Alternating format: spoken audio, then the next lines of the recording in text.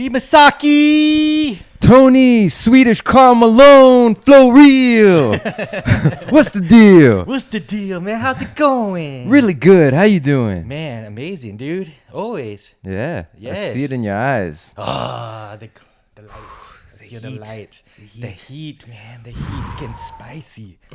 Whew. That nasty. Getting nasty. So, bro, we just had part one for those who are listening, tuning in, watching on YouTube. What's up?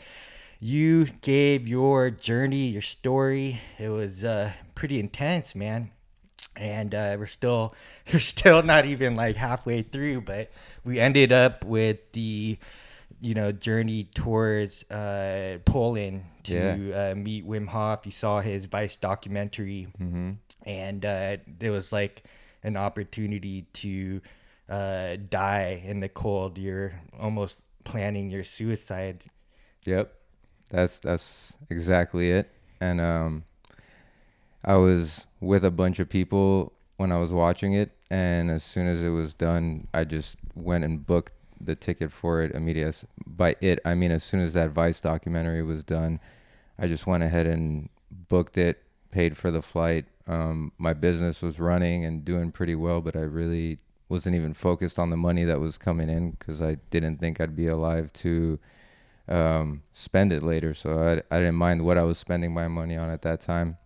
And for those that are just kind of new to this, Wim Hof is the Iceman who set a few Guinness Book of World Record, most notably, 2 hours in ice. Yeah. Almost 2 hours, just about. And so he's figured out a way for people to become happy, healthy, and strong by exposing themselves to the cold. So you're basically planning to go to Poland to freeze to death.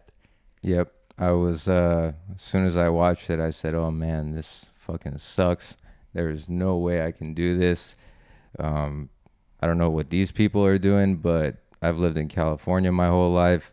If it's 70 degrees Fahrenheit, which is, I think, around 22-ish Celsius, I was freezing. All my friends were always laughing at me because I was the cold guy. The Persian desert jeans. I got them daytime desert jeans. I didn't adapt to that nighttime temperature too well, no. Yeah.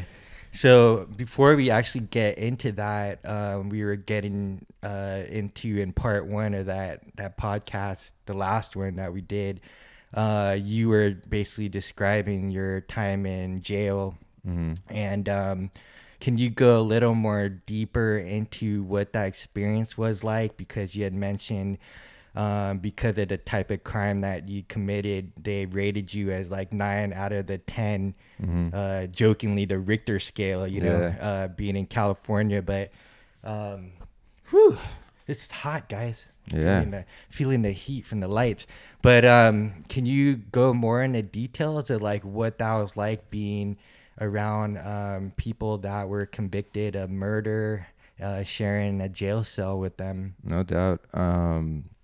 First things first, as soon as you get in there, they have you stripped completely naked and stick you in a room with around a dozen people. And this room is very, very tiny. Like you're all almost pressed against each other, and kind of strip you of that feeling that you have any kind of rights right off the bat. It's just strip you of your humanity, basically. And I got moved around quite a few times. That's one of the cons, no pun intended, of jail, that when you're in there, you don't get stationed into a particular cell and you say, this is my cell. When you're in prison, they're going to assign you your cell, and that's where you'll be for however many years you are, barring some kind of a drastic change. So got moved around a lot, spent time in different size cells, dormitories, and all that. And things range from being able to shower every 72 hours, and the shower that we went into, they would have the water be boiling hot, and then it would transition into warm, and then into freezing, and then right back to warm to boiling, so you could never really adapt to the temperature of it. A lot of psychological stuff, like when it would be something like Father's Day or something, they'd play like children's story music to kind of get to people and make them think of their kids. And yeah, that's not to mention that there's, and I'm not saying everyone is good or everyone is bad or any of that kind of stuff, but there are definitely people in there who abuse their power as well. And then you also are in a cell with people who are really going through it, and it's, you know, when you can't move around, then you're stuck with some complete strangers. And if your mind is in that space of true fear, then it's the ones who are afraid that will do something erratic. So yeah, I had some different cells I was in where people were more lax, had some cells I was in where people were walking on eggshells, and you could feel it. It's something that you kind of tune back into when you're in there. You start to know when something's going to happen, and the air is just thick. And yeah, it's something I hadn't experienced before, or if I had, I can't remember it, where you're just, your senses are completely heightened. Even when I got out of jail, for the first couple weeks, whenever my mother would be walking into my room, I would be asleep and my eyes would just shoot open. And every time, maybe 4 or 5 seconds later, she'd open the door and she'd be like, "Oh, you're awake already." But it wasn't that. It was just some kind of a heightened sense where that comes from. But yeah, being So with, is that like a form of PTSD? Because you're always like on guard. You're always on edge in case something happens. I certainly think that there is a level of PTSD involved with that. I don't think that this was that. I think that was just some kind of sense that hadn't been used in a long time being woken up again. But that's a whole other thing to touch on. For quite a while, I just associated PTSD with somebody who'd been to war, you know? And there were just things that would trigger me. Like if I smelled cleaning solvent that smelled like what they used in the jail, it would just Kind of that ammonia smell. mm-hmm. Yeah. And it's, Bleach. yeah, it's very interesting too, because they seem to use that same one in schools and in hospitals as well. Oh, right, Which right.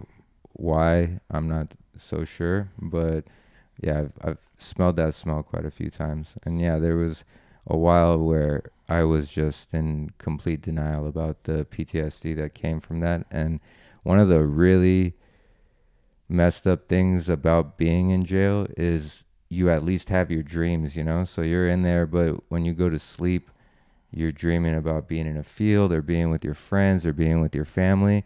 And at some point you cross over to the other side where you're in jail, and then you go to sleep and you're dreaming of jail too, and then you just can't get away from it anymore.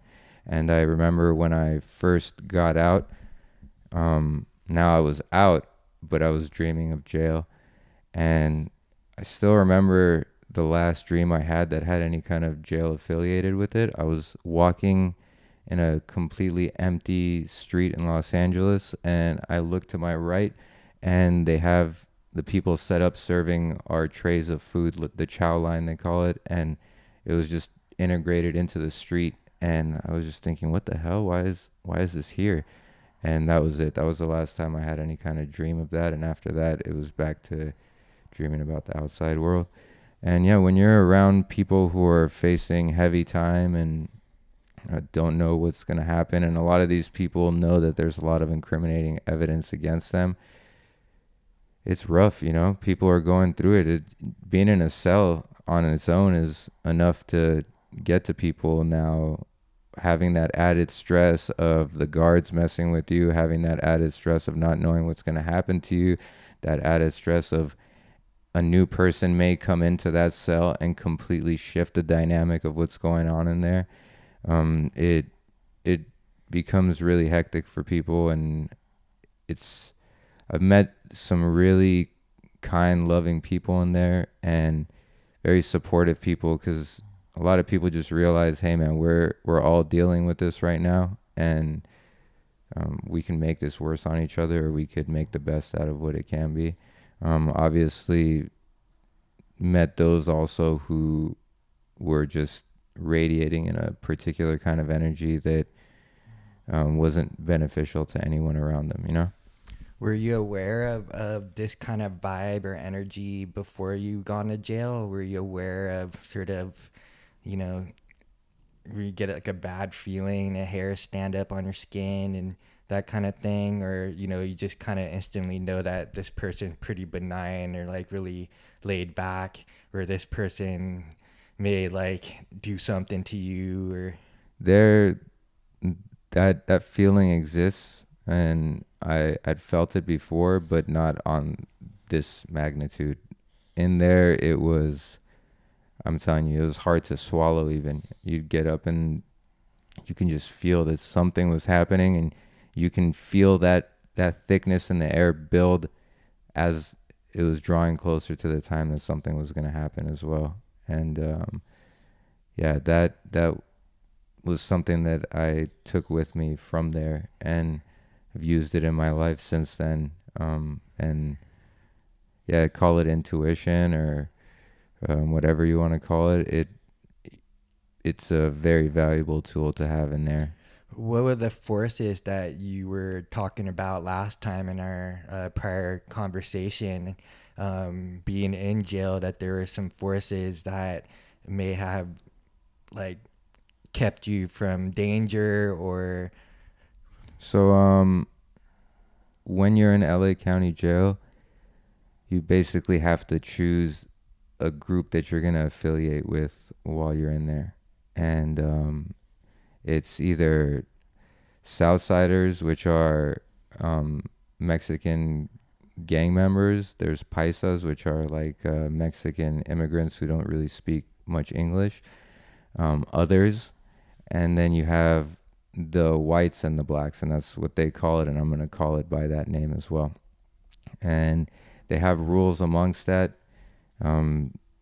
So like blacks and Mexicans aren't, or blacks and Southsiders aren't supposed to share anything with one another.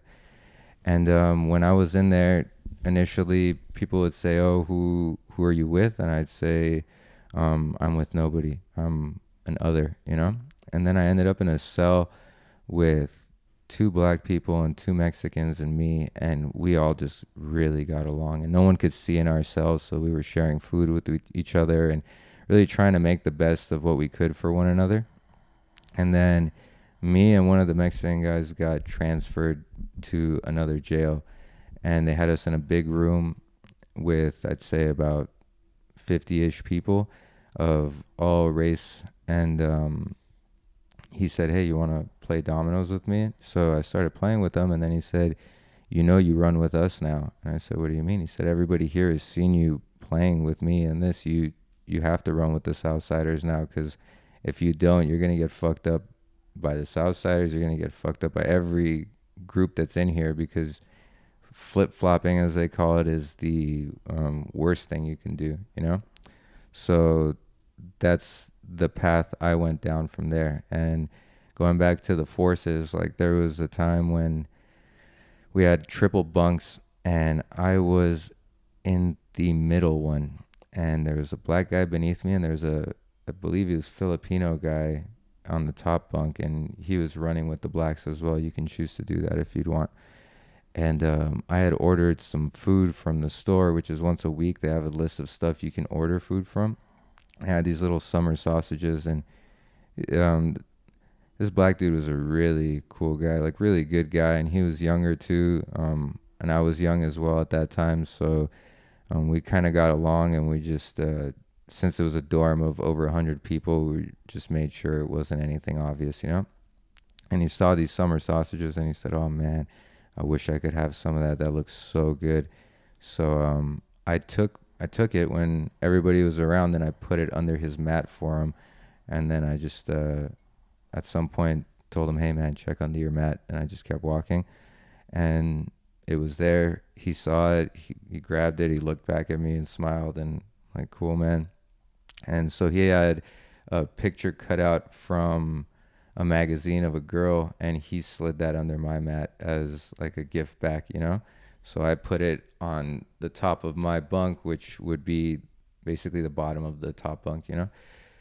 And that Filipino guy all of a sudden comes and he said, and this was maybe a day later, he says, "Where'd you get that picture from?" And I said, "What is the matter?" And he said, "I gave that to him. And I know he didn't give it to you because you guys can't do that. You must have stolen it from him. What happened?" And he just caused this big scene. So in the blink of an eye, I was surrounded by all the Southsiders. This black guy was surrounded by all the blacks. And it was going down, you know, like that was just, you cannot do that. And just as like I'm completely surrounded, I hear them call my number, because everyone has a wristband with their number in there. And they said, "Roll it up," which means grab all your stuff, you're getting moved. And yeah, I grabbed my stuff and I'm like, "What?" And they just kind of like Moses with the Red Seas, they just moved out of the way and I just walked right by and he opened the cell and I just walk out from there. And Wow. I'm like, "What?" And one of the guys who was one of those people who gets really tough when he's got people around him was saying, "Yeah, I'm going to find you," and this and that and blah, blah, blah, which yeah, nothing ended up coming from it. And I really hope, and I've thought about this before too, I really hope things worked out for that black dude. Because when I was walking away, I said I stole the picture, hoping that they wouldn't have any repercussion for him, you know? And stealing is like one of the worst things in there too. So I was already walking out. I'm like, "Hey, like, I don't know if this stuff follows me. Someone's gonna, you know, it's gonna get passed down the pipeline and reach me." But I just didn't want anything to happen to that guy. He was a really good guy, you know? So that was one case of it. I had another case when I was in Supermax where I just had a really tough day and was getting agitated by somebody trying to wake me up and said something that was offensive to a large group of gang affiliated people. And there was a guy in that dorm that really didn't like me. And just from the beginning when I came in there, this one guy in particular really didn't like me. And he said, "Oh, this guy's not Mexican. This guy's not gang affiliated. He can't say any of this stuff. We need to like take care of this guy properly." He was advocating for me being stabbed and going to that kind of level. Wow. The guy who was running our dorm, he just liked me and he was saying like, "No, man, let's see, we'll figure it out." So he ends up, the dorm right next to us was the high power dorm. That's where the people who called most of the shots were. And he talked to them about it, and apparently he got it down to what they call being regulated, which is they'll get 3 people to jump you for 13 seconds. And yeah, it's seen it done to other people and it feels like a lifetime, and I'm not even the one in there, it's them. And so that's what it was, and I didn't even need anyone to tell me. I knew that's what was happening. And I was really good friends with the guy in there. He went by the name of Scooby, and he was hands down the biggest guy in our dorm. He was like a Hulk, and just the nicest guy to everybody though, always laughing, always just good dude. And he wouldn't even look me in the eyes that day, and I knew that I had fucked up really bad, you know. And I said, "It is what it is. I did it, and I gotta take the repercussion for it." And yeah, this guy didn't say anything to me the whole day, wouldn't even look at me. And then when I was getting called over, so this dorm had 2 stories to it, and beneath the stairs is where they would have you go so that they can do that, so that the guards wouldn't be able to see it.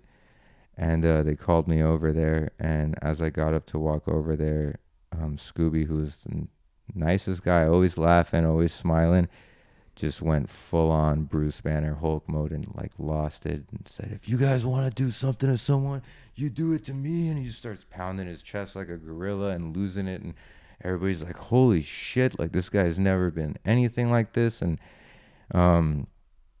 I still don't know how that all worked out, because the typical response to that would be that I'd get messed up and he would also get messed up. But they let it go and it just disappeared. And yeah, there was so many cases of stuff like that happening.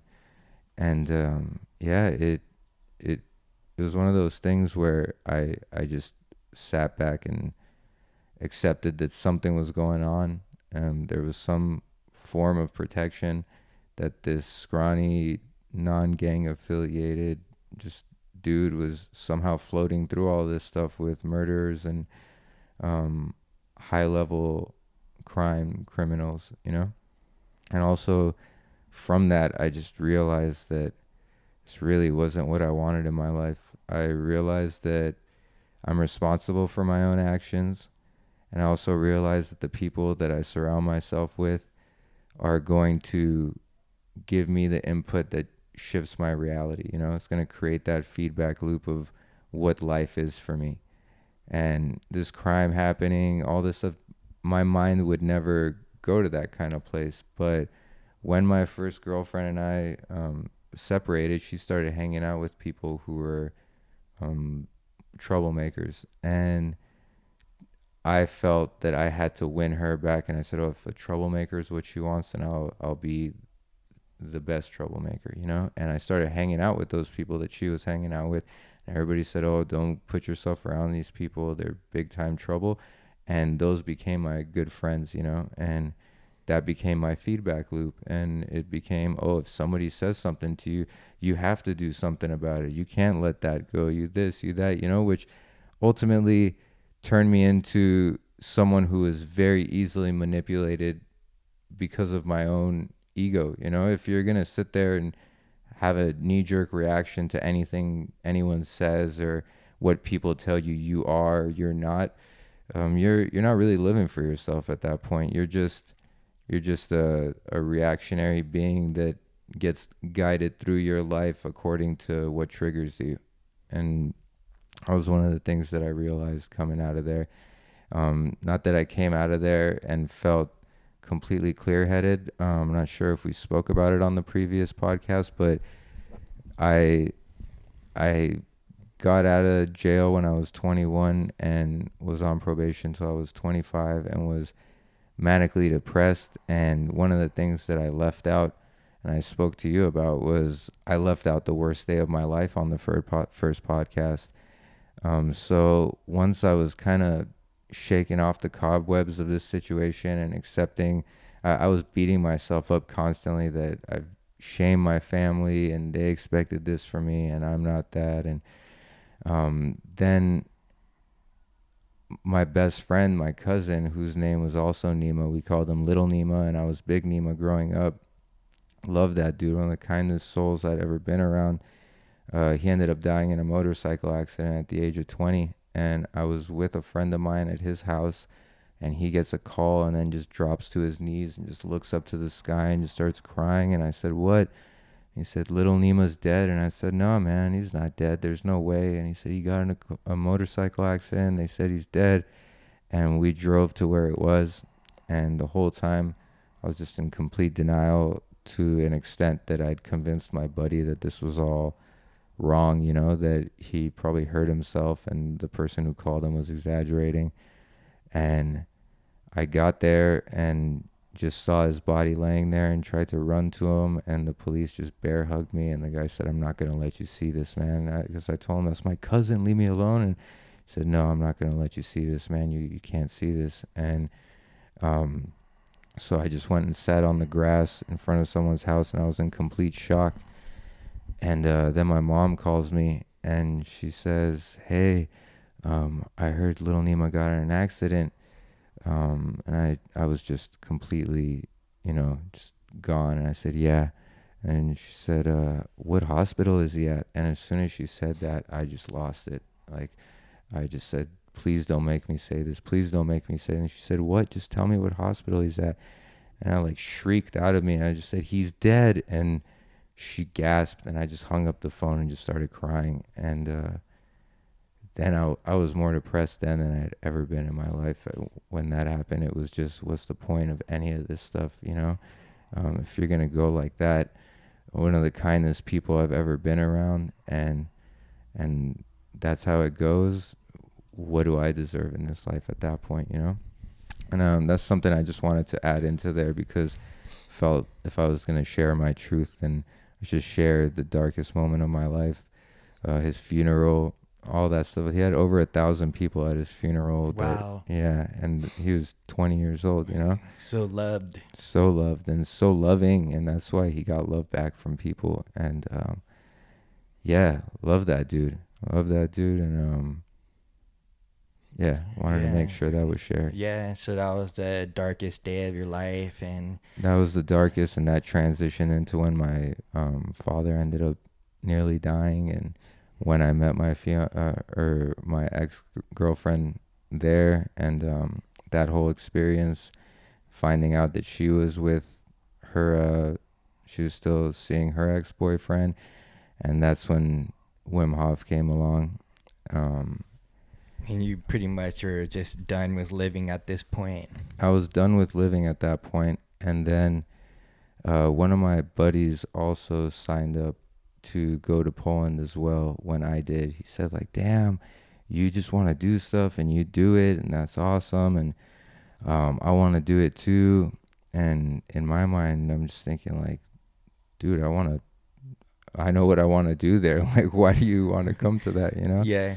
And yeah, at that time, he had introduced us to this girl that he saw a few times, and he said, like, she's a really awesome person. I'm not really into her, but and told me and one of my other friends, like, yeah, you should talk to her. I think you guys would really like her.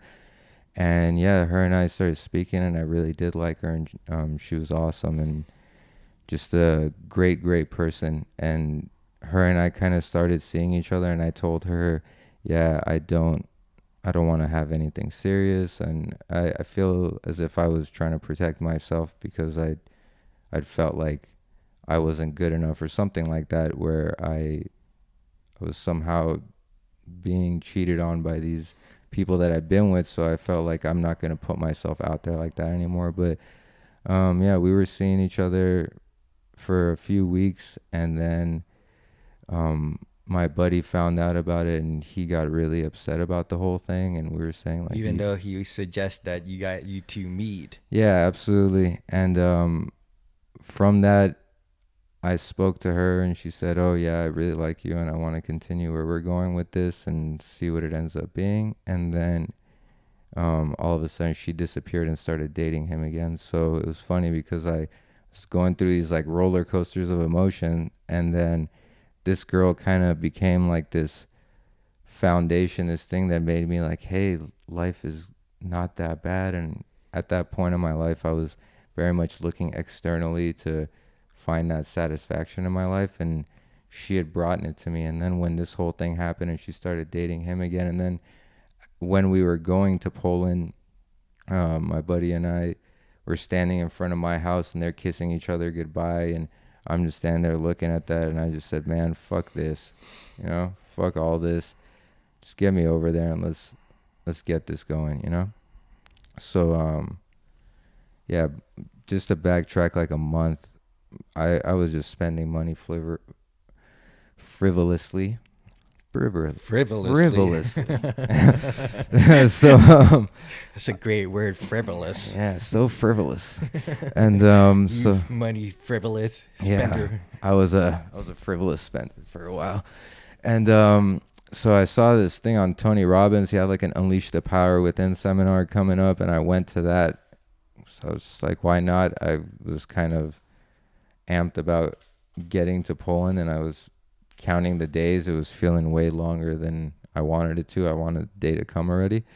So I went to that, and there was a lot of really good stuff in there. And one of the lines that really triggered me, and didn't trigger me in a way where I felt particularly good about it and felt like, oh yeah, that resonates. But if anything, it made me like, no, this is bullshit. Was that he said, your beliefs are your reality.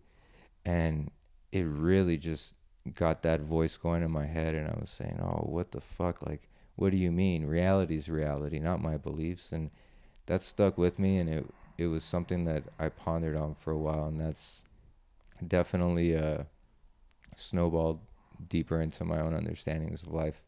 So yeah, that's that. And we end up going to Poland from there. We get there, our flight was delayed, so we missed the bus to get take us from the Czech Republic to Wim's house in Poland. So we had to grab a cab in the middle of the night, and it was like a 3-hour drive over there, which was awesome. And then, yeah, we started the next day, met Wim, a really cool guy, very charismatic, high energy, looks you in your eyes and is really connecting with you. And he had us do some breathing. Every day we would start the day with some breathing, and then we would share what our experience was, and then each day had a different thing we would do. And Wim's mantra at the time was "fuck the program." So whatever it is we had to do, we probably weren't gonna do that. We're gonna end up doing something else. And which is funny because he's pretty unstructured. mm-hmm. He means it like fuck like the bullshit programs as well. Yeah, no like doubt. all the belief systems, all the paradigms, all Mm-hmm. the sort of conditioned things that we picked up growing up. Wim is, when he speaks, it's very much like you, where there's like double and triple entendres in the sentence. At times you'll sit there and think about it, and you'll be like, oh, that doesn't just mean that could mean a lot of things, you know. And so the first day that we went into the cold water, that was on day one, we got in for 30 seconds ish. He said, just get in, and when you can relax yourself and breathe normally, get out. And that was the coldest water I'd ever experienced. Like the second my feet even touched it, it felt like they were just like inflaming and just about to explode. Yeah, what was the weather like, and what month did you go there? It was December 9th, 2015 is the first day of that. And It's almost 3 years. yeah, it's almost 3 years going on it. Feels like a lot longer. I feel like a lot of stuff has happened since then. It's been a Yeah. really cool journey. But yeah, so we do the 30 seconds, and then Guinness World Records approaches Wim and says, yeah, Poland is going for a world record as a country, and they want to have most people in freezing water as a country for 3 minutes, and you're the Iceman, so we want you in there, obviously, and you have these little disciples with you, and yeah, would you guys want to do it? And Wim said, I'll only do it if they want to do it. And everybody's like, yeah, let's do it. And so they had us get in first out of all of Poland and had us get out last. So instead of 3 minutes, it ended up being like 6.5 minutes. And I had just never done any kind of cold like that. And I got to thank my buddy for that one, because he was struggling really hard with it. And my focus on him being okay, I think, made it easier on me, even though it wasn't easy. But I told him when we got out, I said, damn, man, you should really be proud of yourself, because he wanted out within the first 10 seconds and he stuck it out for 6.5 minutes, and I got to focus on him, so I wasn't fully feeling it in that moment. Right. At any point, did you have resentment towards him? Like, you obviously were caring for him in this Guinness Book World Record event that you guys were in. Mm-hmm. But with the whole thing with that girl before you guys left, that you just kind of let it go at that point. Yeah, I didn't have resentment towards him for it. I knew that he just cared about her and didn't know how to express it, maybe, or whatever it was. Another thing that was funny too is when they started dating, like 2 days afterwards, us three had already signed up for a Spartan race to do like a month before, and it ended up on my godson's birthday, and I promised myself I'd get him that medal. So I'm there with this girl that I was just feeling so much, while he's like all up on her, and we're doing like a fucking obstacle race at that time too. So it was fun. Quite a triangle. Yeah, it was pretty interesting. But no, I didn't hold any resentment towards him. Obviously, was it awkward, like when you guys are flying out to Poland together, or at any point when you were out in Poland? I don't think so. I think it would have been more awkward if her and I were together. I think he would have not been as okay with it. And yeah, there was this one day where when we were in Poland, and I had jet lag, so I was waking up at like 4 a.m. every morning. And he said, hey, you want to go for a walk? I want to talk to you about this whole situation. So I said, yeah, sure. And we go for a walk and go next to the waterfall. And he tells me, yeah, I just want to tell you, like, the only reason she ever saw you is because she felt bad for you. And that's what it was. And I'm like, oh, okay. You wake me up. We walked over here for that, huh? But when he said that, it just really made me have like a lot of empathy for him, and said, damn, like he really must be going through it, that he felt the necessity to say something like that to me. And at that point, I just didn't care anymore. You know, for me, I was sure once we got to the point where we climbed that mountain, it was all going to be over. And um, yeah, I just went for it and met some beautiful people in that group, and it just turned into something completely different. It turned into just vulnerability and bonding. And you know, something I spoke to you about after we recorded the first podcast was that voice in my head said, holy shit, you just put all your stuff out there online. It's there. It's not going anywhere anymore. And um, I know that that's that scared voice within me. And I'm happy to hear that fear come out, and happy to know that I'm able to be truly vulnerable with you and with everybody who watches this or listens to it, and just speak my truth and be okay with that, and accept that anybody can think anything they want, and they certainly will think what they want, you know, and that's okay, and they have a right to do that, and they will, and I will. And this is me. You're getting my experience, Right. Versus, like, let's uncensored. say your friend that is listening to this may have his own point of view of what happened as well. He So, will have his point of yeah. view, no doubt. You know, everybody has their own interpretation of their life. And going back to Tony Robbins and your beliefs are your reality, everybody has their own beliefs, so everybody's living in their own variation of this reality, you know, and we're coexisting with one another, which is fucking magic. Where you're able to see this world through your lens, I'm seeing it through mine, but we're sitting together right now with these microphones in our hand and connecting. Having a shared experience, Yeah, absolutely. simultaneously, Absolutely. and as a collective on the planet. Mm-hmm.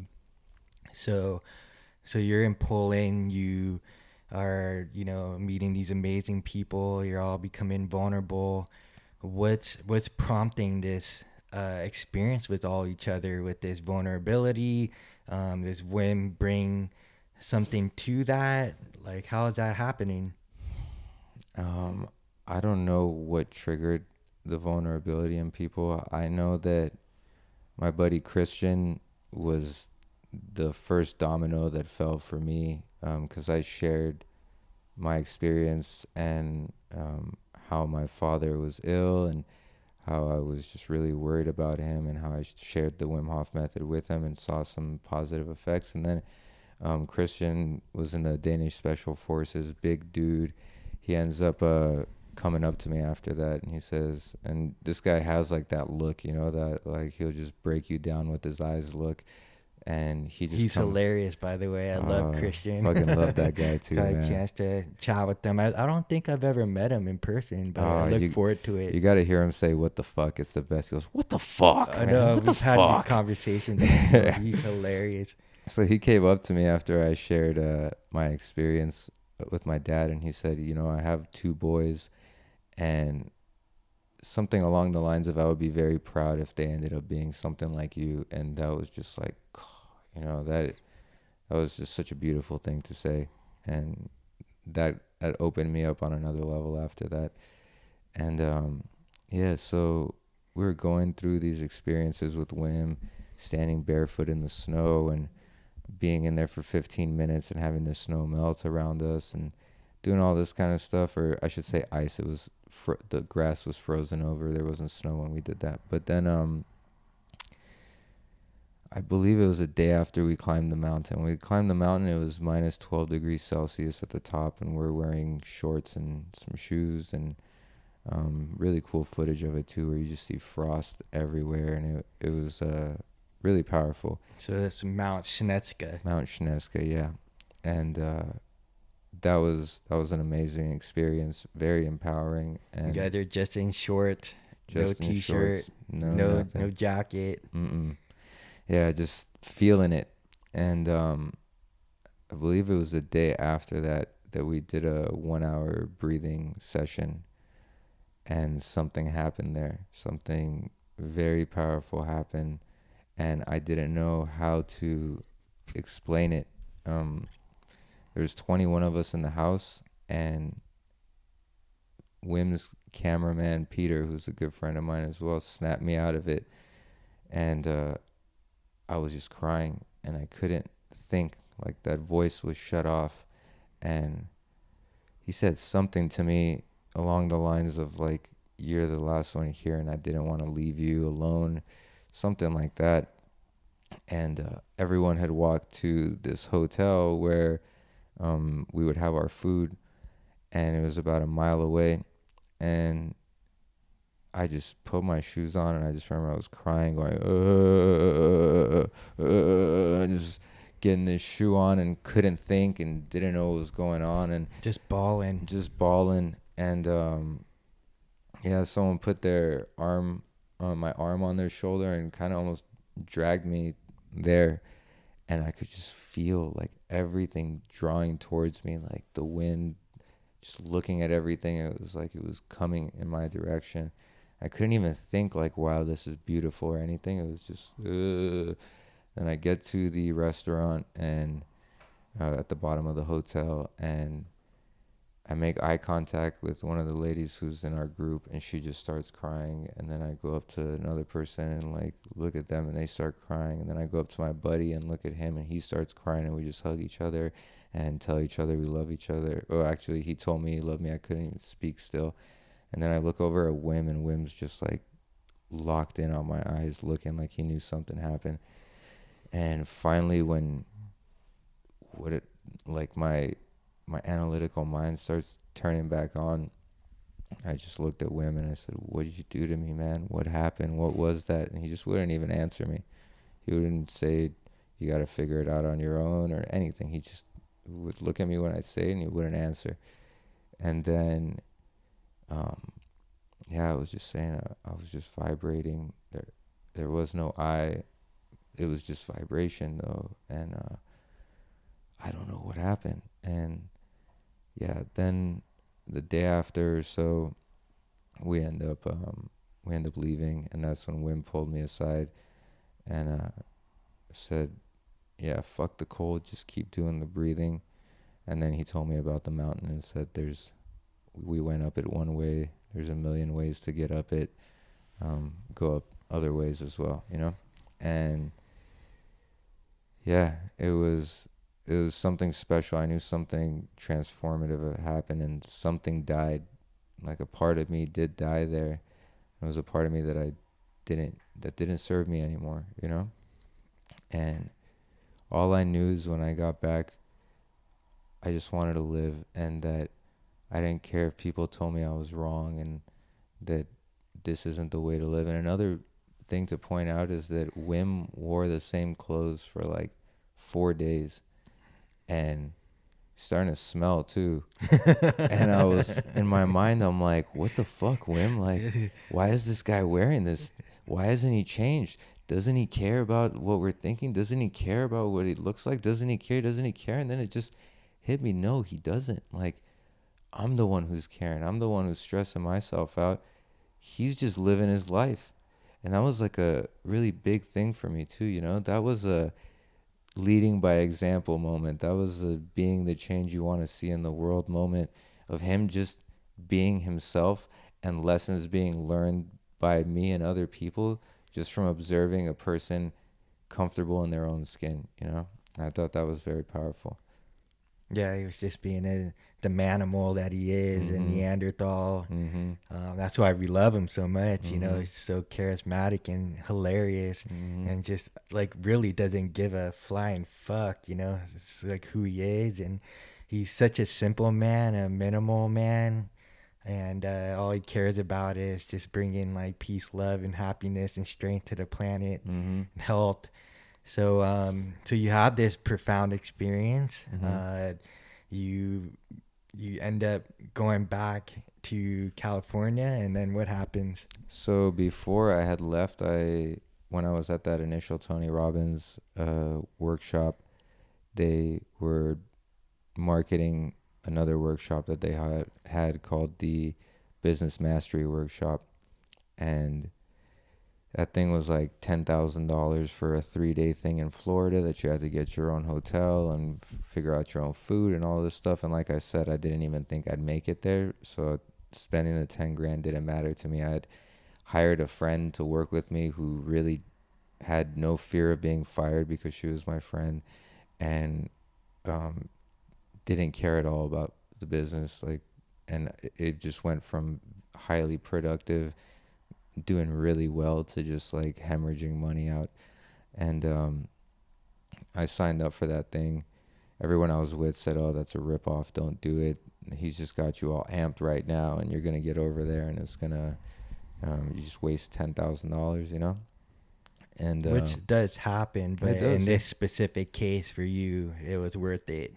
I say this, like, there are, like you and I have spoken about, there are the seminar junkies who go there and get their dopamine off of the energy of that room and the belief that something, like, they learn some kind of valuable information, and that Yeah, or they're yeah, just gonna be the answer, and you're gonna mm-hmm, be wealthy and rich, mm-hmm, and yeah, you got to take personal responsibility, and you have to do the work. yeah, But they do have a way of, tickling the amygdala and mm-hmm, the reptile mammalian. So, for me, I was a samurai junkie, mm-hmm, an info junkie. I've been junkies in many forms. mm-hmm, But so that's why I have a sort of skeptical point of view, because I'm more concerned about people that are vulnerable and susceptible to these types of marketing tactics. But in the case for you, it had a lot of value. it had a lot of value for me, and the information was there, and if you were willing to implement some of those things, there would be change. And one of the things that really resonated with me there was, he said, "Are you a business owner, or are you self-employed?" And he said, "If you're self-employed, then you're still a slave to your business. You may own it, but it owns you in a sense, you know." And he said a lot of people take value in. Don't sue me, Tony Robbins, for saying this stuff, okay? Don't sue me, man. Actually, hey, Scott Riley, we got Scott Riley here, our host. He was on our last few podcasts ago. Can you make sure Nima, head's in him, even in the picture? Okay, perfect. I mean, the podcast, the audio podcast doesn't matter, but people watching YouTube only see like your nose down or something. But, Yeah, that's true. so Good where were call. you saying though? So he said a lot of people become like micromanaging junkies and feel that the value is in them, and I was certainly one of those where I'd say, "Oh, if I'm not doing this, it's not going to be done right, and it's not this and it's not that." And he basically said, step out of that ego and recognize that the true value would be in creating a process where anybody can do what you do, anybody can know what you know. And that became my goal, because after Poland, I said, I want to fucking go. I don't know where I want to go, but I want to go somewhere, and I don't want to be attached to this thing right now. So as soon as I got back, I started putting together the structure to create a process in which anyone can learn this stuff. And there's technical support involved, and different things that um, I initially didn't think would be easy for people to get, but I look for the simplest way to be able to relay that information, and that's what I did. Hired a couple of people, and the business started running itself. Naturally, I'm making less money because I'm not making all the money now, but I'm free. You know, I have my time back, and I can go and do as I choose.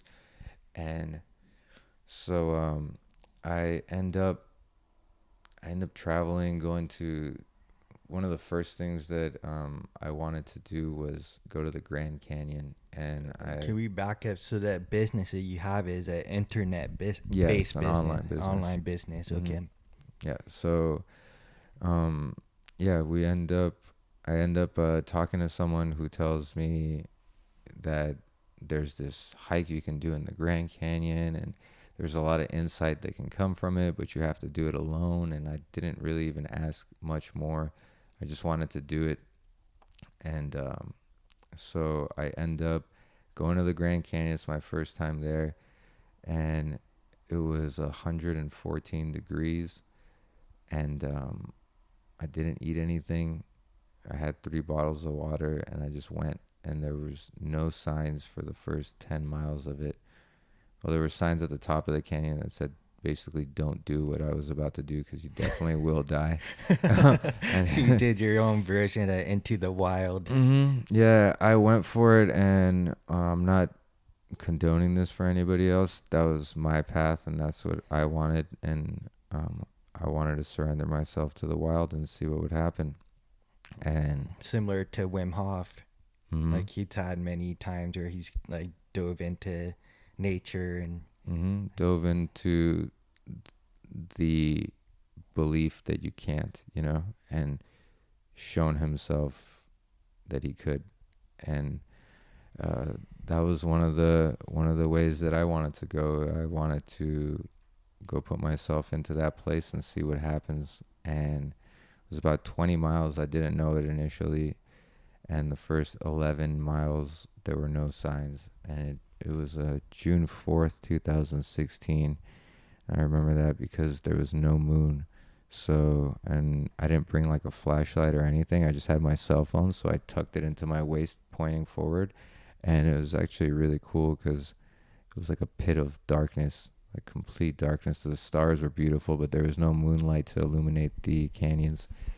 And the whole time I was just waiting to get to the bottom because I knew the Colorado River was down there, and I was going to fill up my water bottles there. It was so hot that you couldn't sweat. It was evaporating off of you before it would form as sweat. And I end up getting to the bottom, and there's a sign that says, "Do not drink this water. It's filled with parasites." And I had maybe 3 sips of water left that was boiling now because the heat, it just like boiled that water too. My mouth was just filled with canker sores. I had a backpack with some food in it, but I wanted to avoid it if I could. And then it had gotten dark. I didn't know where I was going, and I ran into three different, two couples and a single person during that night walk. And every time I had this hope that they were going to be able to point me in the right direction, but they didn't know. And every time they were freaked out as well. Like they were just like, where am I? And fortunately, they were all going to a place that I'd seen a sign for, so I pointed them in that direction. The guy who was by himself was a heavy-set guy, and his whole body, like his left or right side, one side of his body had completely cramped up, like he couldn't even walk. And I was trying to help him out, and he just was like, no, I got this, and all this stuff. So I took out all my food and left it with him, and now I just had nothing. And yeah, I was standing by the Colorado River, and I smelled this really strong scent of like animal urine coming from my right side. And I turned, and the flashlight was tucked in my waist. Oh, not the flash on my phone. And I turn, and the light hits the bush, and the bush starts shaking. And I fucking lose it. And I'm thinking, holy fuck, like it's going down. This is, something's happening right now. I'm in danger. This animal is, this is its home turf, and I don't know anything here. And he or she knows all these trails, and I have a flashlight on. I'm just a sitting duck. And is it a coyote? Is it a mountain lion? What is this thing? And I just lose it, and I start just pacing as fast as I can through this thing, just trying to find any kind of anything, a sign, something. Keep hitting these dead ends where I just went so far in, and then there's nothing, and it turned back around, and just coming again. And yeah, I end up doing that for about an hour and a half, and after that hour and a half, something just hits me. I just look around and I said, damn, the last hour and a half of my life has been absolute hell and nothing has changed. I'm the one who generates the fear. I'm the one who created that reality for myself. I'm just walking. I'm part of this like anything else, and I surrender to this. I am this, you know? And then I just start walking, and shortly thereafter I end up turning, and there's a deer or a moose. It is a deer, I think, right next to me, and it does the deer in headlights look. It goes, and we're like this far from each other, but I'm not afraid at all. Like Wow. I'm just in this um where I like to call the warrior monk mentality, where it's like I'm at complete peace, but I'll just tear through the mountain if I have to right now, you know, but there is no aggression. It's just perfect stillness. And I just I keep walking, and then I find the sign that I'm on the right trail, and I knew on that trail there was water. And I get to the water and I'm thinking to myself, all right, you've seen it on so many different things. Just make sure you don't guzzle this water, like drink it slow, everything. So trying to calm myself and take a deep breath and take a sip. And as soon as it just touched my mouth, I'm like, oh, fuck that. And I just started guzzling this whole thing down and just laying on the floor. Life is so good right now that I have this. And it was 9 miles all uphill to get back out of there. Wow. And yeah, when I got out of there, I knew that I generated my own fear, and that it was the mind that does that, and that some things, you know, that not to say that fear is a bad thing.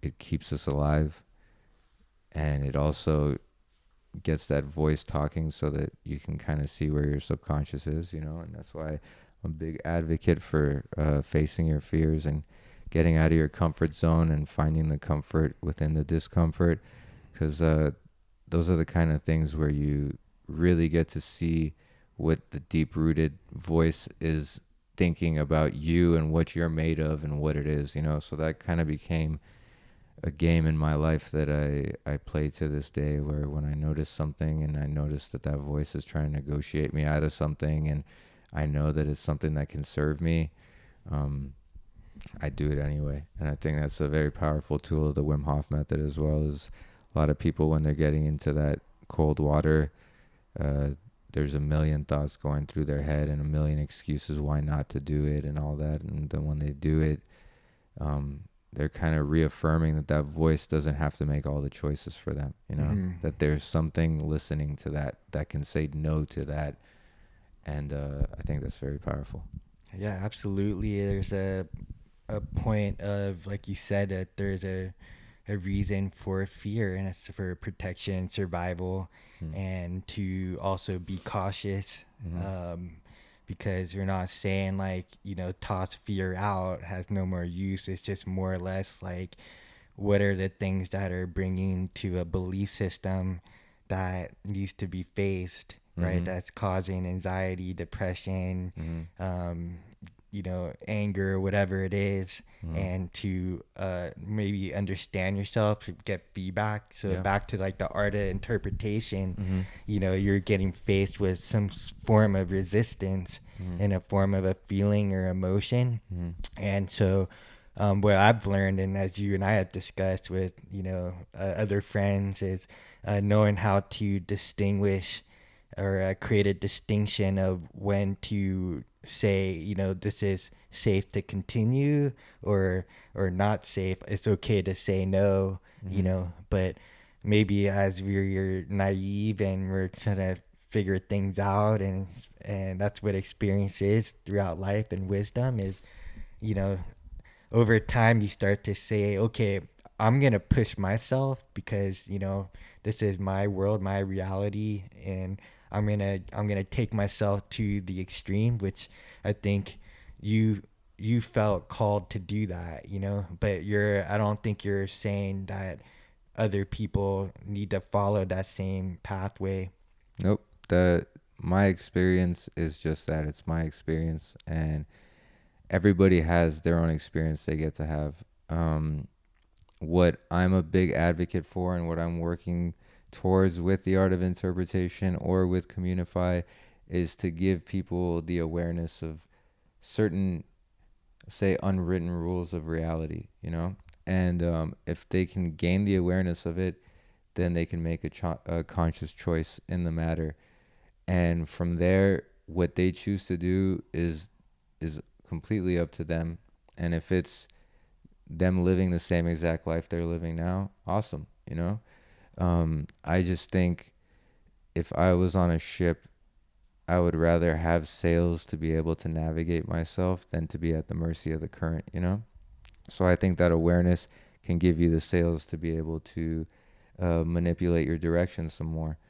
And when you don't know, what are you gonna do? You know, it's just it all comes down to chance, and it all comes down to what kind of subconscious programming you've had and where that's gonna lead you. And I think that's a very important thing to consider as well, is that when you read a lot of these books about consciousness and mindfulness, they're talking about becoming very mindful of what you're doing and how you're doing it, and I completely agree.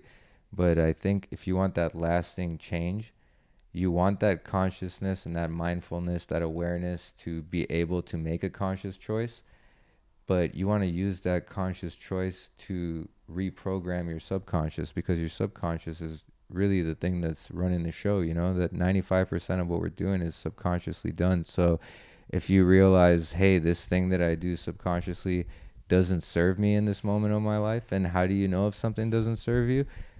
You determine that. You determine that for yourself. You know, if you think it does, someone can come and tell you this doesn't serve you and this is how you should be living and shouldn't be living. And if you want to live in accordance to the guidelines that other people create for you, that's completely fine as well.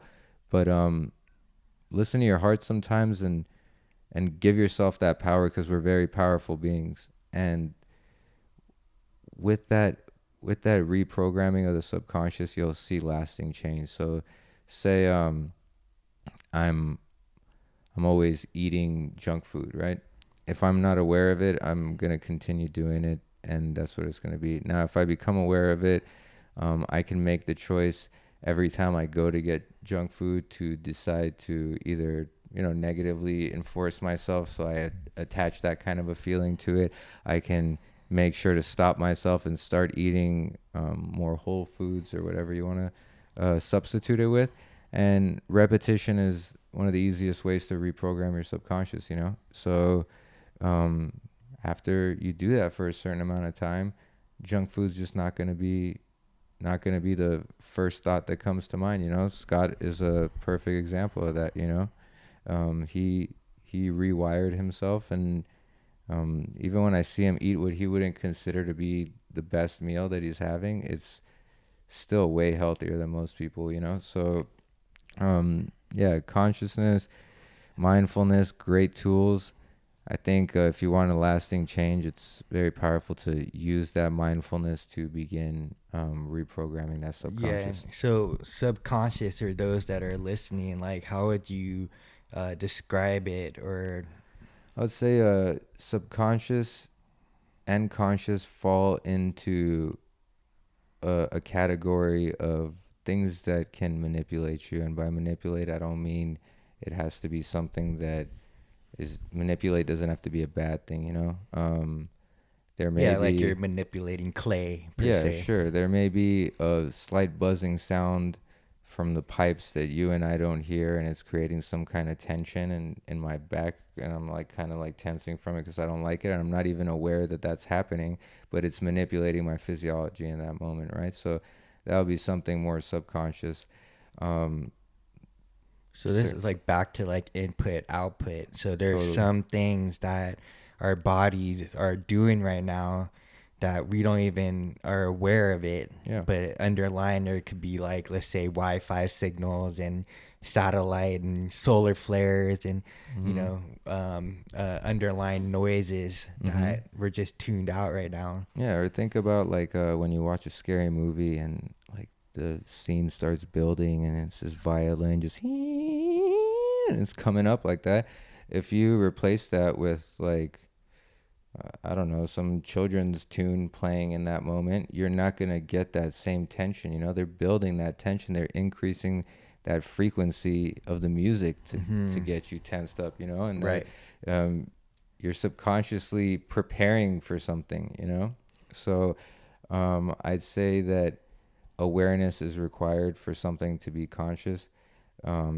If you're not aware and it's happening and it's manipulating you in one way or the other, then it's a subconscious. Right. So let's say we're watching an advertisement, you know, and so they have figured out all these different triggers to get your brain to be stimulated in a way that you're not even aware of. You just see images, but it's, you know, the way that they flash these images, like one image like every half second actually like entrains your visual system to pay attention versus if they kept like one scene going, the same scene, like just like what we're doing right now, where it's You'll just the tune it same out.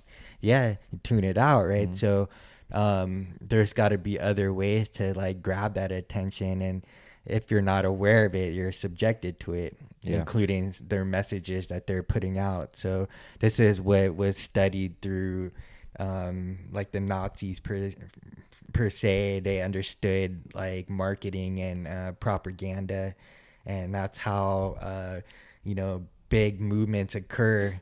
You know, when people start to sort of follow that herd mentality. And yeah, Edward Bernays is a very good example of someone for people to look into. He was Sigmund Freud's nephew, and he was a marketing specialist. And before Freud had ever published a book, he'd already written it. And Bernays lived in, I believe, New York at the time, and he sent a box of Cuban cigars to his uncle in Austria.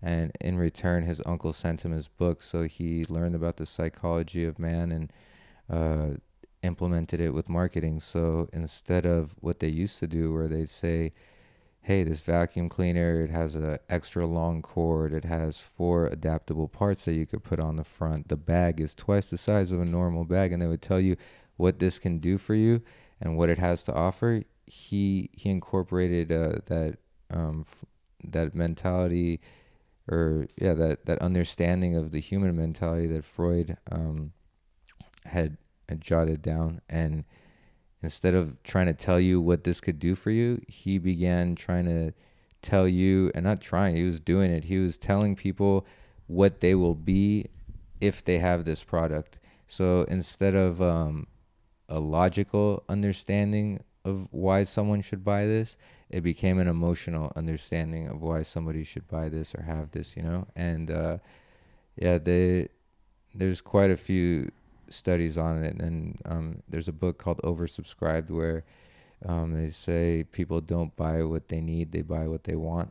And that's all just going back to bring it back to where we start, to the subconscious programming, to the emotional. And the same similar methods and techniques used at like self-help seminars to get people to believe that they get this product or this particular program that they're gonna have, you know, the dreams of their life. You know, and so which is a beautiful thing. It's like to go for your dreams is awesome. I think what I love about what you're sharing is that you're sharing like, hey, these are the things that are going on like physiologically and psychologically, and now you're empowered through your own self versus something external to like inspire and motivate you, which they have their place. I mean, we listen to music, it changes our state, we hang out with people, but sometimes we don't have access to these things, and it has to be like generated from within.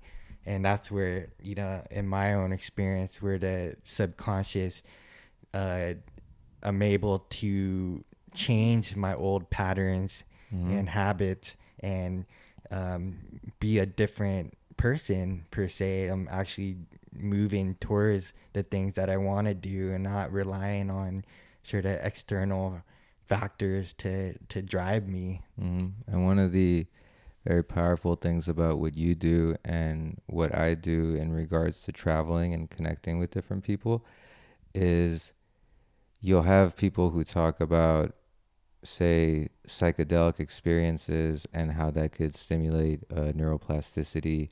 And for those who don't know what that is, we used to believe that we thought in certain patterns, and that's what would be ingrained, and that there would be these receptors that were hard fixed to each other. And now they're saying that they're not hard fixed, but the more that you reinforce a certain loop of thinking, the more attracted those receptors will become to one another, and the more you'll think that. So people start saying, oh, with psychedelic experiences, you can rewire that. And they give other examples, but one of the biggest, simplest ways and just fruitful ways to stimulate neuroplasticity is to, one, keep an open mind, and two, go speak with different people, meet new people, hear someone else's interpretation, hear how they got from A to B, and now you're seeing a completely different line of thinking, and that's entered your field of awareness now. And you can throw it in the trash if you want, or you can use it in the future, but you're not just reinforcing that same thought pattern that you've been going through over and over by just locking it. And sometimes you want that, you know, like I'm working on my book. I love having you and Scott around, you know, I love having Casper around. I love having people that are supportive of me around in this moment, because I want that reinforced feedback loop. It's something that drives me, you know, and it's something that, it's like a support system, you know. But shit, how many times in my life was I unconsciously just keeping myself in a situation for so long that wasn't serving me, that had me feeling so shitty. And I just figured that that's what the world is. No, we get to choose, you know. Once you recognize it, once the awareness is there and you have the ability to choose, you can start directing your life. And I think that that's a very important thing for people to get, that we can make this choice, and that those who are programmed to believe that life isn't that may constantly try to reinforce that belief in your mind that you can't do that that's not how it works. And believe me, I had people say that to me throughout the last 3 years. I've been called crazy more times than I ever had in my life. And those same people pat me on the back now, and they're like, holy shit, man, you're living it, you know? And even if they weren't, this is my game. I get to play it. Everyone who's listening or watching, this is your game, and you get to play it. Let me know if I'm rambling on, but think of something like... You're fucking crazy, dude. So... Let's take a look at like a success and failure, for instance. Mm-hmm. You're either going to accept what society tells you success and failure is, and depending on where you live, it might be having a bunch of kids, it might be having a 401k with a fast car and a big house and a fat bank account. You may latch on to what society says success and failure is for you. And then at that point, you have a line at the top with these check boxes that if I do this and I do this and I do this, I'm successful. So now I'm allowed to feel this kind of way. I'm allowed to feel joy. I'm allowed to feel pride. I'm allowed to feel satisfaction, content. And then they tell you what failure is. And, oh, you don't have much money. Oh, you don't have a large group of friends. You go talk to that guy or you go talk to that girl and he or she isn't receptive to you. Then here's this line down here with these check boxes. And once you've checked those off, now you need to feel regret. You need to feel suffering. You need to feel misery. So either you're going to go that way and you're going to latch on to what they tell you success and failure is, or you're going to create success and failure in your own mind. You're going to say, oh, no, that's not success for me. Success for me is writing The Art of Interpretation. Success for me is creating Come Unify. That's success for me. And failure for me is not doing those things. I still have to recognize that I've created an arbitrary line myself now, and I've put these arbitrary checkboxes there. And if I check off, boom, art of interpretation, written, Come Unify, open and running. Now I get to feel joy. Now I get to feel happiness and satisfaction and content. Oh, I didn't do those things. I told myself this was going to be done by December 31st, 2018. But because I set that date as the date and it didn't happen, now I have to feel like a piece of shit. I don't deserve happiness. These check boxes are off now. So now I have to feel suffering, and I have to feel regret, and I have to feel misery. Can we recognize that this is all in our mind? We're allowing ourselves subconsciously or consciously, if you get to that, we are allowing ourselves to feel these things. So why am I not going to feel joy? I've felt suffering. I've felt suffering on a deep, deep level multiple times in my life, and I'm sure it's not the last time I'll feel it too. But I fucking love feeling happy, and it's there. All the emotions are running through us all the time, and then you tune your antenna to one at each particular time, and that's what you feel, you know? I'm fucking loving life right now. I'm loving sitting next to you. I'm loving sitting here with Scott and looking at him scratch his chin right now. Life is beautiful. We get to have this experience, whatever it is. What is a feeling? What is misery or joy? It's a frequency, you know. That's an emotion. It's something we get to feel as part of this human experience. We can label it as bad, or we can label it as good. A lot of people may agree that suffering is bad. Some people thrive on it, like Goggins, you know. He throws himself into the hellfire, you know. David Goggins. And he goes, you know, and he loves it. And that frequency is something he taps into and thrives in, you know. I throw myself into that frequency at times as well, you know. We have a right to choose what frequency we want to feel. And if we can gain the awareness of what's happening, then we can make the choice of which way we want to go with these things, and start going up and down the ladder, or left and right of the ladder of this human experience, you know. As you know, I flew back to LA to see someone that I cared about very much, and I went to be there for her birthday, and she completely ghosted me. And I lived in my car for a month and a half while I was out there. I listened to 17 audiobooks while I was out there. I read 2 books, started working out on another level, putting myself into nature, spending time with the people that I love in that area, knowing that it may be quite a while before I'm back there. The old me would have just been miserable. The new me felt that sadness and felt extreme gratitude for that sadness. I told you guys, I sat at the beach and just thought to myself, thank you to that person for me being able to feel such a high level of joy and such a low level of despair, because I hadn't felt it on that particular frequency before, and it just added to my experience, you know? It's all a game, and we get to play it, or it gets to play us, and with the awareness and the action, you can make a massive shift in your life. Boom. Yeah, it's you know, just knowing you these I don't know, man, it's been like a couple of years now. And we've gone through a lot together ourselves. And can you go into why you became a vegan? Yeah, I always made fun of anybody who was about that. I had this perception of like, oh, these people are just easily triggered human beings who are hypersensitive and all this stuff. And I said, I used to eat meat with every single meal, not just animal products, but meat. Like I felt like a meal was incomplete if it didn't have meat with it.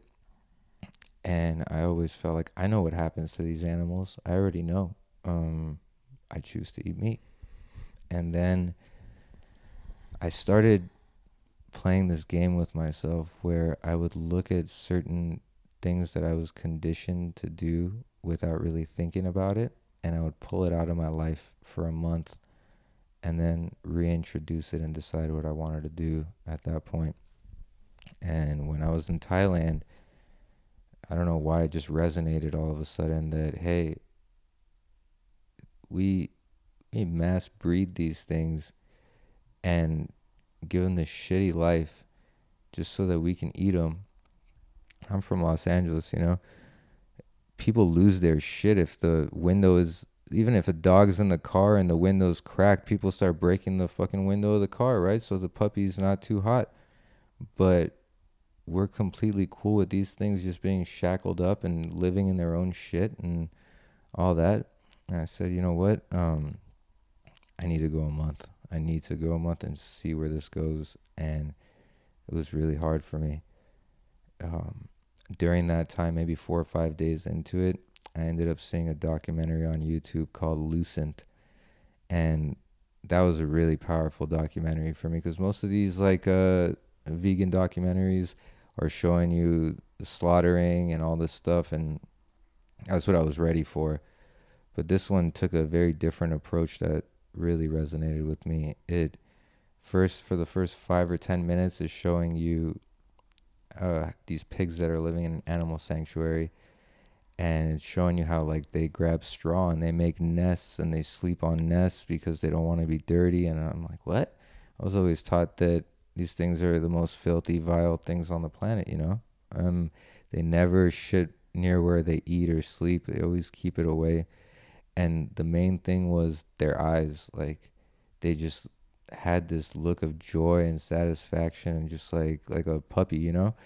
And then it just boom switches over and shows you them in these factory farms, and you just look in their eyes and you just see like either terror or just a completely broken being that was just done, you know. And it goes through the entire process of, from the moment they're born to everything in between, you know, the feeding process to insemination and the next group that comes out and all this. And in my mind, I was just prepared, like, this is going to be so bad when they kill these things. And I went, holy fuck, this is a miserable life, you know. This is a miserable life that these things are living. Then you see like chickens, and you see, damn, they're just killing these male chicks within hours of them being born. Like, this is a living, sentient thing that we're just tossing into a blender because people want to eat chicken, you know. And I've had people that have told me like, oh, you're a pussy because you're not eating that stuff. And I told them, try breaking 30 years of programming. See if that's a pussy move, you know. See if you could do that. It wasn't easy for me.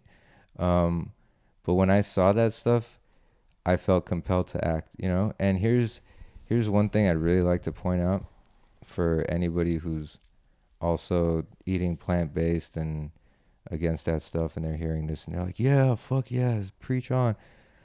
Everybody has a right to live how they choose to live. I drink Coke, and I know Coke is one of the shittiest companies out there, you know. They're stripping the earth of our water. Your smartphone that you're listening to this podcast on or watching it on or whatnot, go look at where these things are made, what the conditions are, how people are being paid, the clothes that we're wearing, everything. There is shitty corruption and exploitation going on in everything, you know? Yeah, we're all hypocrites in some form. Yeah, so I made that choice. I did it because I felt right with it. I did it because I love animals. I really do. I always have. And I did it because I know I don't need it. I know I don't need anything. I know that through my experiences, through another experience that I had of connecting to that place that I did in Poland, I came out of it and didn't eat or drink anything for over 2 days because I just wanted to see what would happen. And yeah, I'll keep pushing my boundaries. I'll keep doing my thing. I'm positive that everyone's not going to agree with everything that I do, and that's completely cool. I don't expect you to. I'm not living for you, and I don't expect you to live for me. I expect you to live for you, and even if you don't meet my expectations, that's completely okay too. But I do know that every one of us has this immense untapped potential and beauty within us that we can wake up. Wim helped me wake it up in myself, and then it snowballed, and I'm doing what I do now. The art of interpretation, Come Unify, these are catalysts to try to help in another way for other people to regain their own power. And this isn't for me to say that I did that for anybody. This is because I just want to see that next person and see what they got, you know, through their experiences and through their interpretation of life and through the things that they're really good at. What are you going to shift and how are you going to shift it? You know, maybe I go speak to a certain person who I say all the right things that would click for them, but they don't like my face and it's not going to work out and they're not going to have that shift. But maybe they'll love your face and you'll say the same things and it'll be a shift for that person, and the dominoes keep falling and the ripple keeps spreading, you know. That's why I'm doing this stuff. At the end of the day, I'll hit the dirt at some point and take the long nap, and if that was today, I'm extremely grateful for the life that I've had. What I'm doing, I'm just doing because I want to see the ripple. I want to see what's going to happen next, and I want to enjoy this game while I'm here. So as serious as some of the things are that I may be saying, yeah, Casper is the master of throwing in a dick joke at a perfect time when we're having these serious conversations, just to remind me to laugh, you know? Yeah, exactly. And we're here to enjoy this thing. Or at least Casper I am. van der Moerlen. Casper van der Meulen. Moerlen. Yeah, so yeah, so you know, I really appreciate you sharing your story, your journey, your process, you know, sort of your own ways of being that you're now, you know, living. What do you want to see the world as? What do you see in the future in your own vision? I see a world where we don't accept our reality according to what we're told.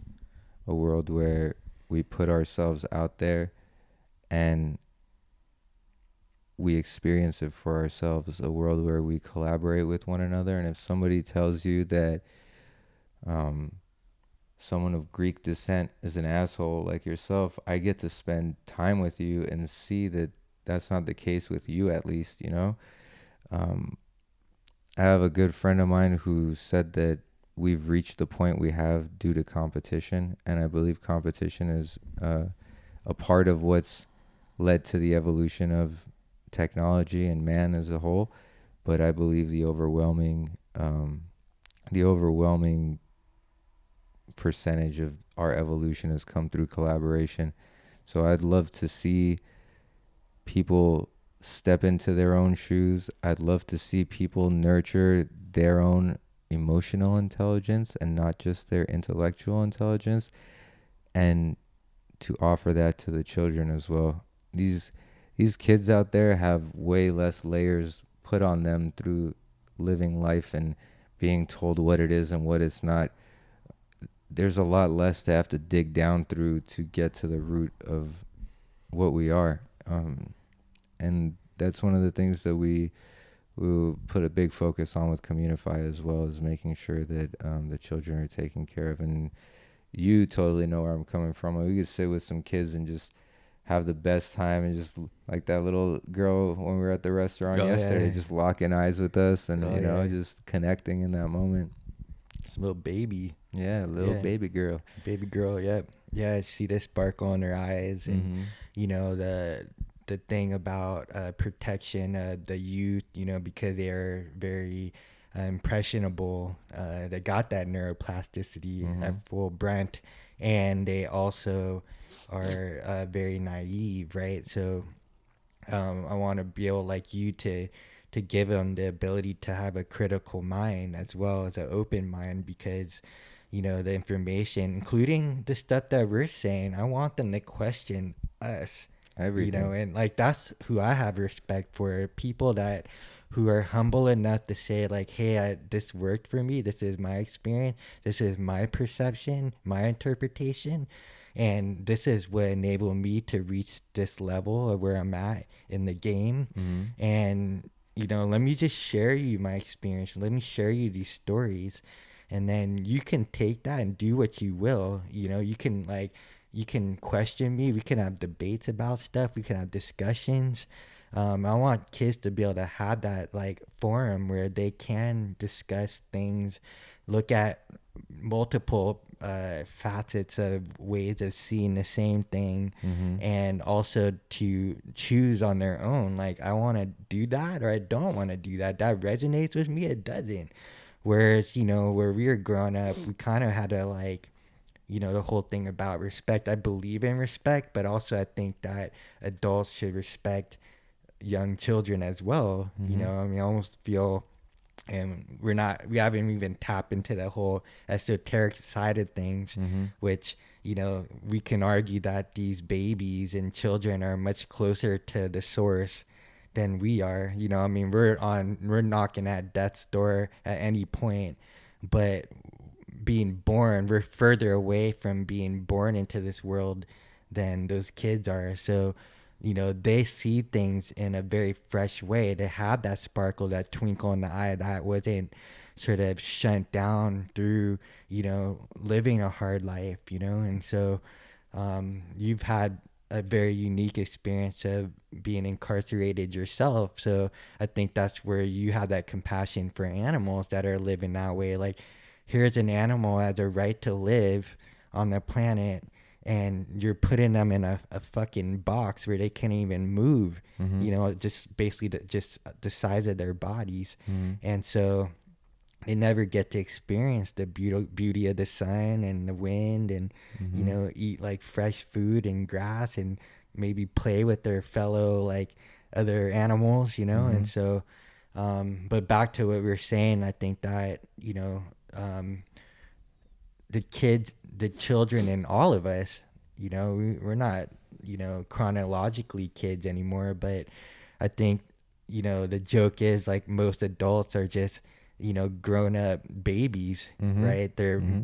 They're physically adults, but inside they're still immature. And so this is a chance through this outlet and this medium of Hangry and Horny, and, come unify, and like art of interpretation, is to enable us to say there's more. We can like grow up, we can mature, but still maintain that childlike twinkle. Yeah, there was a time where I was meditating in a dark room, and I remember thinking to myself, damn, almost every child was broken at some point, and that child's spirit was broken. And then kind of bummed me out for a second, and then it hit me, okay, almost every child that's happened to, there's some that maintained it, but within every adult, that child still exists and is just waiting to be woken back up, And that was super inspiring for me.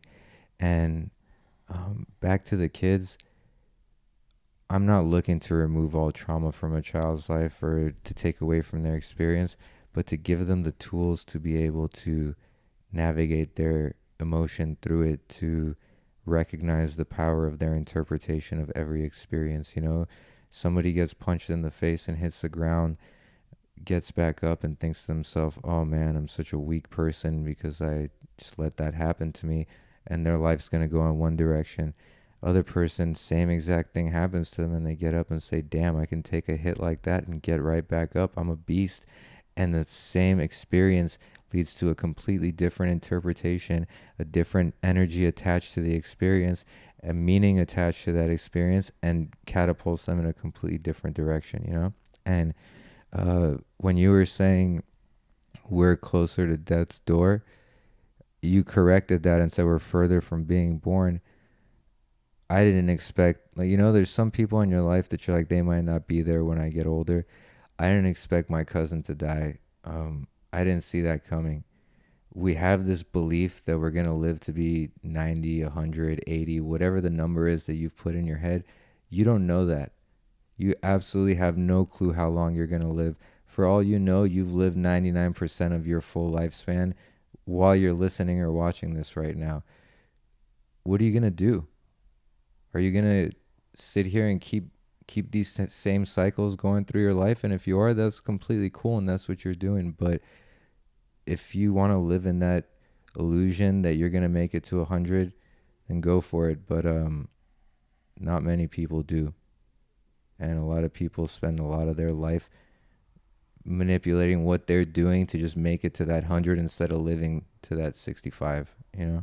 Yeah, manipulating to live a life of comfort, constant, you know, where it's what we're doing is very uncomfortable, but very like rewarding, and get this reward of feeling alive and feeling a community of other people that are having fun, playful, and feeling, you know, more hangry and horny, you know. And so I just think that we had that opportunity, you know, and like you said earlier, like I'm not advocating to stop like teasing and bullying, and you know, because I believe in like competition in some form or another, you know. It's just how you apply it, how does it be constructive, and in the destructive parts of my life, I would not change a single thing. I wouldn't wish it on anybody. I wouldn't wish, you know, like you and I have had our own issues, yeah, a few months ago or a year ago, whatever, and but we managed to communicate, and that's the thing with like all things in life, is that you have the opportunity to for countries to communicate that we're warring, or neighbors or gangs to finally, like, you know, like in Northern Ireland, like they finally put the bombs and guns down and like are living in peace right now. So, you know, that's possibility that we have in the world. And Nima, I just really thank you for, you know, all your stories and experiences you've shared, and sort of the insights that you had, and you know, and encouraging people to really not waste their life, you know, because yours was almost taken away from you, being in a jail for forever until the end of life, and then of course all the sort of roller coaster rides and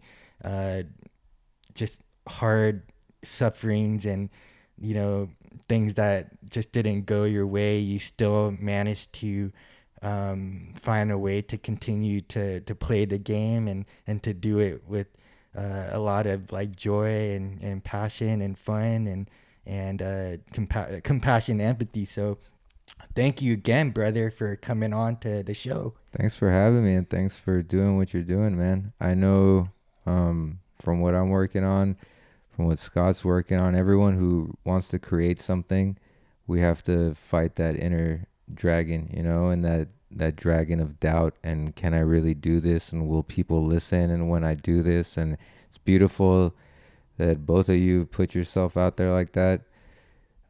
Just happy to know you guys. Thanks, man. And any final words that you want to share before we end the podcast?